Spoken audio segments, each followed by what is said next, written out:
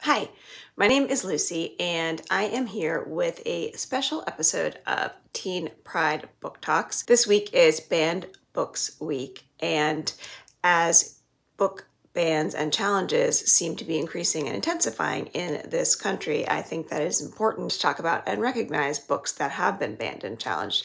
Many of the titles on these lists and many of the books that are challenged are books that are written by or contain characters from the LGBTQIA plus community, and many of them are geared towards young adults. Some of the books that I'm going to tell you about today, I have talked about on other episodes of Teen Pride Book Talks, but I'm just really doing a quick mention of each of the books that I'm showing you, and so I thought I'd include those. According to the PEN America site, which has a lot of really good information about banned books, in the 2022-23 school year, there were 3,362 instances that were recorded of books banned, and this was an increase of 33% from the year before. So as this continues to happen and more books are getting removed from the shelves, reading these banned books becomes an act of resistance and a way that you can keep them in conversation. So I have a stack of books here, and I'm just going to talk about them in the order that they were published. So the first one that I am going to talk about is Two Boys Kissing by David Levithan, and this was written in 2013. This book has been on the top 10 banned or challenged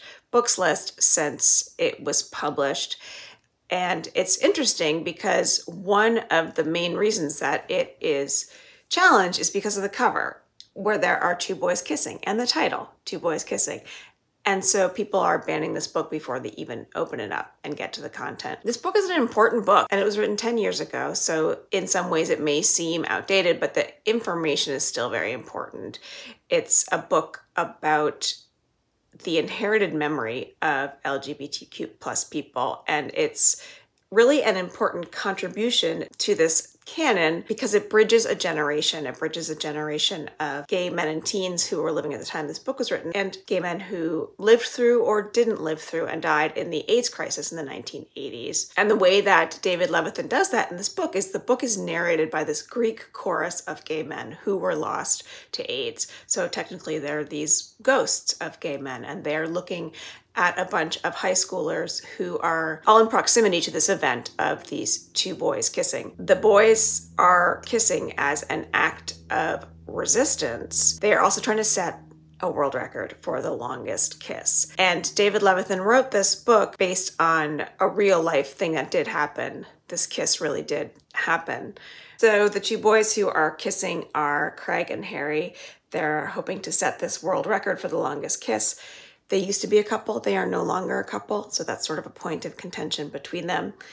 There's another couple named Patrick and Neil. There are two people named Avery and Ryan who have only just met and are getting to know each other. And then there's a character named Cooper who is alone. The Greek chorus of this book has knowledge because they were older, because they came before, but they also get to see a group of teenagers doing things that they were never allowed to do. It's a really interesting way to connect these events and speak about LGBTQ plus history and show what's changed and show what hasn't really changed. So that is Two Boys Kissing by David Levithan. The next book that I'm going to talk about is called Beyond Magenta. This is a nonfiction book, and this book was published in 2014, and it has been on the American Library Association's list of books most often challenged a number of times. This is a nonfiction book where 6 teens tell what it is like for them to be members of the transgender community. And some of them use words to do this, some of them use portraits, some use photos, some use poems.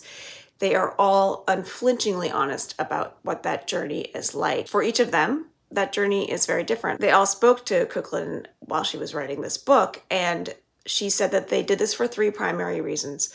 They wanted to define themselves publicly on their own terms.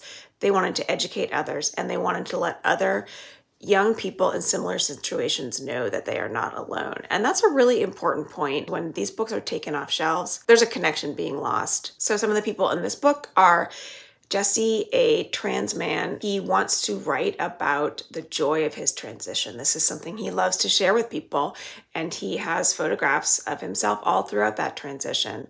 There's a trans woman named Christina who goes to a boys' high school in the Bronx.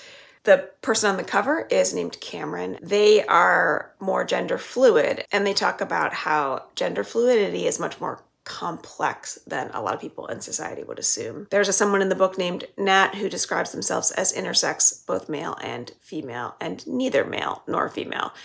There is a boy named Luke who uses poetry to tell his story. And there's a teen named Mariah who was born into a disadvantaged, violent family and grew up in institutions. These are real teens being honest about themselves. They're taking control of their own narratives. And banning books like this removes that control, and it makes the assumption that their journeys and their stories are not legitimate. The next book I have is fiction, and this was written in 2018. This is Jack of Hearts and Other Parts. This is by Elsie Rosen.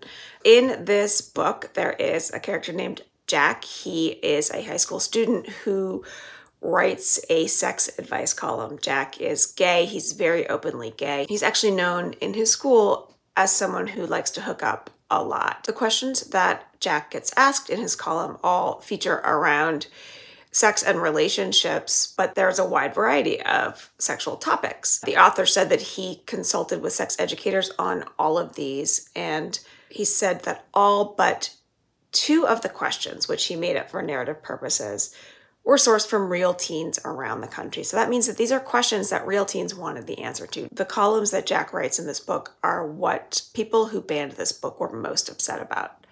Jack answers these very explicitly and very honestly, and recognizes that these teens are sexual beings and that many of them are going through things that make them feel alone and different, and they have no idea if it's normal. They have no idea how to navigate this journey, and Jack gives some really good advice. There are also some teens who have no interest in sex, and they worry about that, and they ask Jack about that.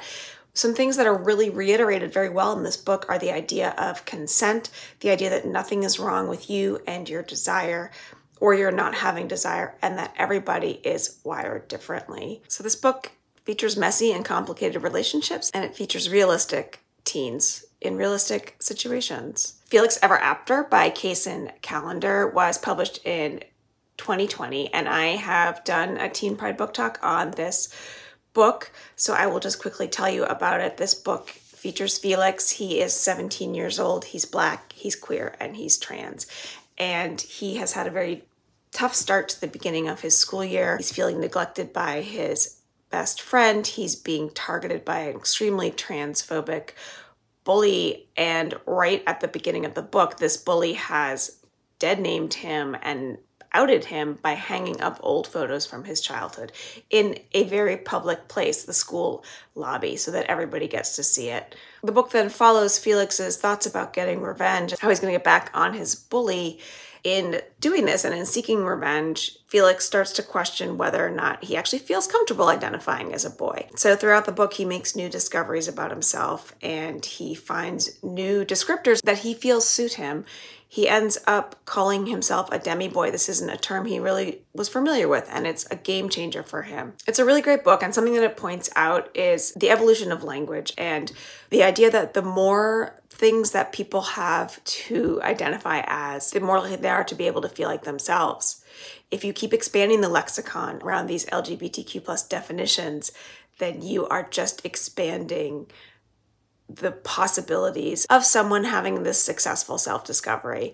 Back to a nonfiction book, George M. Johnson wrote a memoir called All Boys Aren't Blue, and this was published in 2020 as well. This book has been widely banned in 29 school districts. At one point, it was the second most banned book in the United States, and it's really a series of personal essays.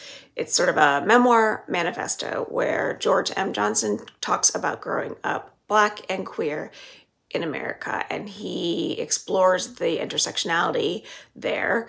He explores masculinity, he explores gender, he explores family. There is not a lot of literature that looks at that intersection, that Black queerness specifically in boyhood and what it's like to grow up with that. This book has sexual abuse in it, it has institutional violence in it, it does have gender policing, but it also is full of hope and it's full of joy, and Johnson puts a lot of himself on the page to to express that, starting with memories from early childhood all the way through his college experience. It's a beautiful book. It's very open and honest, and Johnson is explicit in his interactions and what he goes through. And some of it is difficult to read, but as I said, there is joy and there's love, and it's a really important story. I have 2 graphic novels that I would like to share with you. The first is Flamer by Mike Curato. This was published in 2020, and I did do a Teen Pride book talk on this already. This is the story of a 14-year-old Aiden who discovers his first male crush. He's at summer camp.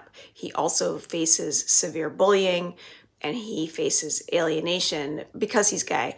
Aiden is also depressed, and this book talks about that, and this book discusses suicidal ideation, and that's something that LGBTQ+ youth are at higher risk of. It's one of the reasons why this book is banned, but it's also one of the reasons why this book receives rave reviews, and it's very important. This book discusses mental health and bullying and sexuality, sexual concepts without looking away. It's very honest. It has shared a top space on many banned book lists, along with the last book that I'm going to talk about, which is also a graphic novel called Genderqueer, and this is by Maya Kabab.